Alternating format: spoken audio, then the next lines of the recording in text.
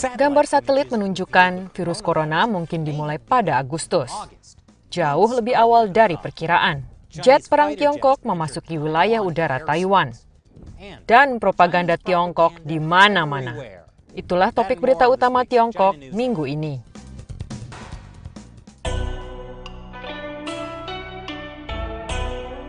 Ini Tiongkok tanpa sensor, saya Chris Chappell. Kisah virus corona masih tetap berlanjut. Telah ada penemuan baru yang menakutkan. Pertama, kita tahu bahwa pejabat Wuhan berusaha menutup-nutupinya berminggu-minggu. Kemudian kita tahu bahwa para pemimpin di level tertinggi Partai Komunis tahu bahwa virus corona dapat menjadi pandemi 6 hari kunci sebelum memperingatkan publik. Selama 6 hari tersebut, kota Wuhan di pusat wabah mengadakan perjamuan massal untuk ribuan orang. Dan jutaan mulai berpergian selama perayaan Tahun Baru Imlek. Semua terjadi saat pejabat kesehatan tahu penularan manusia ke manusia mungkin sedang terjadi. Kemudian kita tahu bahwa Organisasi Kesehatan Dunia tahu Tiongkok tidak terbuka tentang virus corona, walaupun mereka memuji Tiongkok atas transparansinya. Dan sekarang, ini. The US-based Harvard Medical School released a report claiming the virus might have spread in China as early as last August, months before it was first identified at a Wuhan seafood market in December. Researchers used satellite imagery of hospital parking lots in Wuhan and data from symptom-related queries on search engines for things such as cough and diarrhea. Nah, jika ini benar, bahwa virus corona mulai di bulan Agustus, Anda tahu apa artinya ini? Virus corona sudah mau ulang tahun. Bagaimana Anda merayakannya? Saya mau merayakannya dengan tidak pernah meninggalkan rumah saya lagi. Dan kue ulang tahun tisu toilet. Tentu saja, Partai Komunis Tiongkok tidak senang dengan laporan sekolah medis Harvard ini. Saya pikir ini konyol untuk mendapatkan kesimpulan ini berdasarkan pengamatan dangkal. Dan dia benar juga. Di Tiongkok, mereka melakukan sains dengan menarik kesimpulan dari pengamatan teliti. Yang berarti menanyakan partai kesimpulan sains apa yang benar secara politik. Seperti saat partai berkata, obat tradisional Tiongkok dapat menyembuhkan virus corona. Hua Chunying masih menambahkan, Saya pikir ini harus diserahkan pada peneliti agar memberikan hasil yang berdasarkan sains dan fakta melalui penelitian. ya, serahkan saja pada para peneliti. Selama peneliti itu bukan dari Harvard. Karena para peneliti Harvard yang disukai partai, ternyata telah didakwa berbohong tentang dana ilegal Tiongkok. Tapi pendanaan Tiongkok yang biasa untuk Harvard masih cukup kok. Sebuah perusahaan Tiongkok dituntut karena mengekspor hampir 1,5 juta masker cacat yang salah dilabeli sebagai Master N95. Jika tidak ditangkap oleh pemerintah AS, perusahaan itu mungkin akan membahayakan tim pertolongan pertama, karyawan rumah sakit, dan pekerja garis depan lainnya dengan peralatan cacat hanya demi uang. Banyak negara Eropa lain yang mengalami hal yang sama dengan kualitas masker Tiongkok. Partai Komunis Tiongkok telah mendorong perusahaan Tiongkok untuk membuat dan mengekspor masker, tapi gagal melakukan kontrol kualitas. Dan virus corona telah mencoreng muka Partai Komunis Tiongkok. Bukan hanya karena masker. Untuk pertama kalinya, Uni Eropa menuduh Tiongkok berada di balik disinformasi besar virus corona. Contohnya, para politisi Prancis marah saat website kedubes Tiongkok mengklaim di pertengahan April bahwa di tengah pandemi Eropa, para pekerja kesehatan meninggalkan pekerjaan mereka hingga warga meninggal. Dengan kata lain, kedubes Tiongkok berusaha membuat para pekerja kesehatan Prancis terlihat tidak bertanggung jawab, yang mana sangat konyol. Apa Tiongkok mengira kita akan percaya bahwa di saat-saat sulit, orang Prancis hanya akan menyerah? Tapi ini hanya sebagian kecil kampanye propaganda dan disinformasi oleh rezim Tiongkok. New York Times baru saja menyelidiki tentang ribuan akun Twitter yang katanya tidak jelas. Artikelnya berbunyi, ketika pemerintahan Trump mengecam Tiongkok atas berbagai keluhan, para diplomat dan perwakilan top Beijing menggunakan megafon online favorit sang presiden, Twitter, untuk menampar balik keangkuhannya, yang paling cocok dikatakan sebagai Trumpian. Wow, New York Times bisa mengubah sebuah penyelidikan ke propaganda Tiongkok ke serangan pada Trump. Sepertinya mereka mendapatkan sebuah rekor baru. Jadi, kita kembali ke topik ribuan akun Twitter yang tidak jelas. Banyak dari akun-akun ini diisi dengan postingan ulang dari akun resmi Tiongkok. Sepertiga akun dibuat dalam 3 bulan terakhir. 1 dari 7 memiliki 0 pengikut. Jadi, entah mereka robot atau mungkin propaganda Partai Komunis Tiongkok sudah tidak populer lagi sekarang. Tetap bersama kami setelah rehat, sebab bank paling terkenal Hong Kong telah memutuskan untuk berlutut pada Partai Komunis Tiongkok.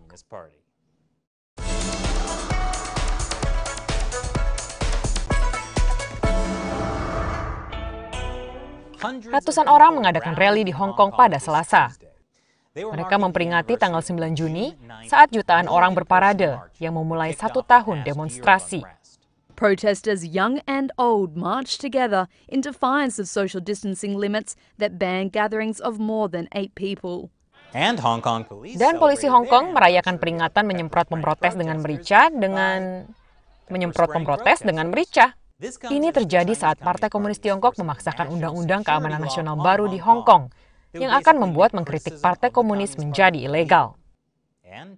Dan tebak, siapa yang mendukung Partai Komunis? Bank-bank besar. Mereka dapat banyak bisnis dari komunis. Major banks HSBC and Standard Chartered backed China's new national security law for Hong Kong on Wednesday in a break from their usual policy of political neutrality.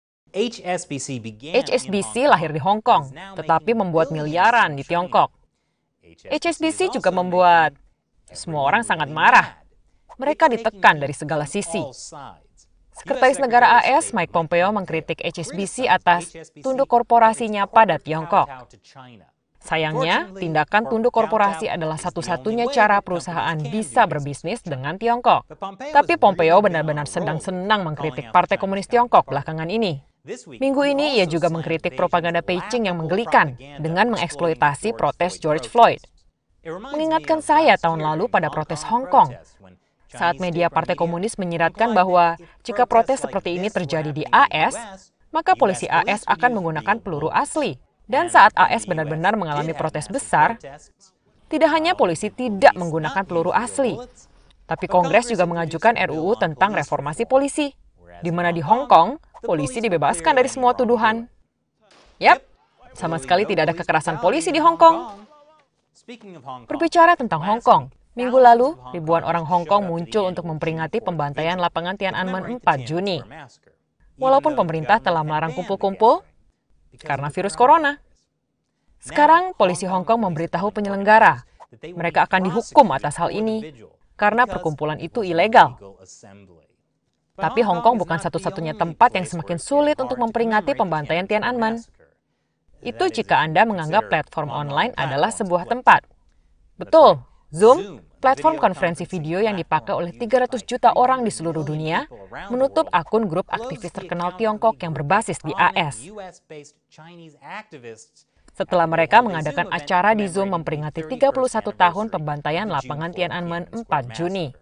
Aktivis lapangan Tiananmen dan penyelenggara Chow Feng Shuo mengadakan acara ini di Zoom pada 31 Mei. Seminggu kemudian, akun Zoom-nya ditangguhkan. Zoom juga menonaktifkan akun lain yang sedang mengadakan acara Tiananmen lain pada 3 Juni. Mereka juga menangguhkan akun seorang aktivis Hong Kong. Setiap akun Zoom dan acara itu dibuat dan dilakukan di luar daratan Tiongkok, tetapi kelihatannya dibatalkan di bawah tekanan pemerintah Tiongkok setelah mereka dipublikasikan secara luas. Sementara Zoom menggunakan alasan kuno, karena kami perlu mematuhi hukum lokal. Zoom berkata, mereka harus mematuhi permintaan dari otoritas Tiongkok selama ada pengguna di Tiongkok yang berpartisipasi di konferensi video itu. Jadi, Zoom berkata bahwa otoritas Tiongkoklah yang memintanya untuk menangguhkan akun-akun itu. Oh, bagus. Tidak ada yang perlu dikhawatirkan. Sekarang, para penyelenggara acara ini memakai Zoom karena mereka tidak diblokir di Tiongkok. Zoom ingin tetap ada di Tiongkok. Itulah mengapa mereka mempraktekkan tunduk korporasi. AS telah mengirim 2 kapal induk ke Pasifik untuk mendorong keberadaan Angkatan Laut AS di daerah yang ditandai oleh ketegangan dengan Tiongkok atas wilayah. ketegangan, seperti bagaimana jet tempur Tiongkok memasuki wilayah udara Taiwan sebentar tanggal 9 Juni. Jangan khawatir, jet Angkatan Udara Taiwan mengusir mereka. Berbicara tentang Taiwan, warga di sana baru saja menggulingkan seorang politisi pro-Tiongkok. Namanya Han Kuo-yi. Ia adalah gubernur Kaohsiung, kota yang baru saja memilih untuk mengusirnya dari kantor dalam pemilu ulang. Tapi Anda mungkin mengingat orang ini sebagai salah satu calon presiden Taiwan beberapa bulan lalu. Mendorong narasi hubungan lebih dalam dengan Tiongkok. Ya, hal-hal menurun drastis baginya. Terkoneksi dengan PKT menjadi sangat tidak populer ya. Kecuali Anda berbicara tentang kesepakatan senjata nuklir, maka orang-orang ingin bergabung dalam pesta. AS dan Rusia akan mengadakan pembicaraan nuklir pada bulan Juni, dan Tiongkok diundang. Ya, Rusia dan Tiongkok memang sudah dekat. Faktanya, mereka bekerja sama melindungi Iran dari sanksi AS. Itulah yang mereka katakan, kerjasama akan mewujudkan mimpi. Pabean dan Perlindungan Perbatasan AS menyita uang palsu bernilai lebih dari $1,4 juta yang dikirim dari Shanghai ke Milwaukee. Bagaimana cara mereka mengetahuinya? Uang-uang itu terlihat asli, kecuali fakta bahwa mata uangnya terbuat dari bahan berkualitas rendah, tidak memiliki watermark, tidak punya benang merah dan biru. Setiap lembar memiliki nomor seri yang sama, dan ada huruf Mandarin di belakang uang dalam tinta merah. Selain itu, segalanya sempurna. Sama seperti salah satu beruang Pu yang saya tahu. Tidak terlihat palsu atau apapun. Dan kini saatnya saya menjawab pertanyaan dari Anda, pasukan 50 sen loyal saya, fans yang telah mendukung apa yang kami lakukan melalui website Patreon. Pertanyaan hari ini datang dari Leander Williams. Hey Chris, menurutmu apa AS harus mendanai seperti cara Jepang bagi pabrik-pabrik yang hendak pindah dari Tiongkok? Oh, pertanyaan yang sangat menarik. Jadi, Jepang telah menyiapkan dana $2,2 miliar untuk mendorong bisnis Jepang keluar Tiongkok. 2 miliar adalah untuk perusahaan yang kembali ke Jepang. Sisanya adalah untuk perusahaan yang hanya keluar Tiongkok dan pindah kemana saja. Apa AS harus melakukan hal yang sama? Ya, mungkin belum tentu perlu. Banyak perusahaan AS yang sudah mulai memindahkan produksinya keluar Tiongkok karena tarif dagang. Tidak semurah dulu. Juga, virus corona menunjukkan masalah akibat menggantungkan semua rantai pasokan kita di Tiongkok. Dan ada berbagai alasan lain perusahaan AS harus keluar dari Tiongkok yang tidak melibatkan mendapatkan uang ekstra dari pemerintah AS. Dengan kata lain, mendapatkan uang dari pembayar pajak Amerika. Tapi beberapa pejabat, seperti Direktur Dewan Ekonomi Nasional Larry Kudlow, telah meniupkan ide bahwa pemerintah AS dapat berbuat sesuatu, seperti membantu membayar biaya pindah perusahaan AS yang meninggalkan Tiongkok. Ini bisa menjadi sesuatu yang mirip dengan yang Jepang lakukan. Terima kasih pertanyaannya, Leander. Bagi Anda yang menyaksikan, bergabunglah dengan pasukan 50 sen China Uncensored. Anda berkesempatan menanyakan saya pertanyaan dan ada beberapa bonus lainnya. Cek patreon.com/China Uncensored. Pastikan untuk subscribe dan cek kembali tiap Senin, Rabu, Jumat, dan Sabtu untuk episode baru. Karena YouTube tidak selalu memberikan pemberitahuan tentang episode baru. Sekali lagi saya Chris Chappell, sampai jumpa.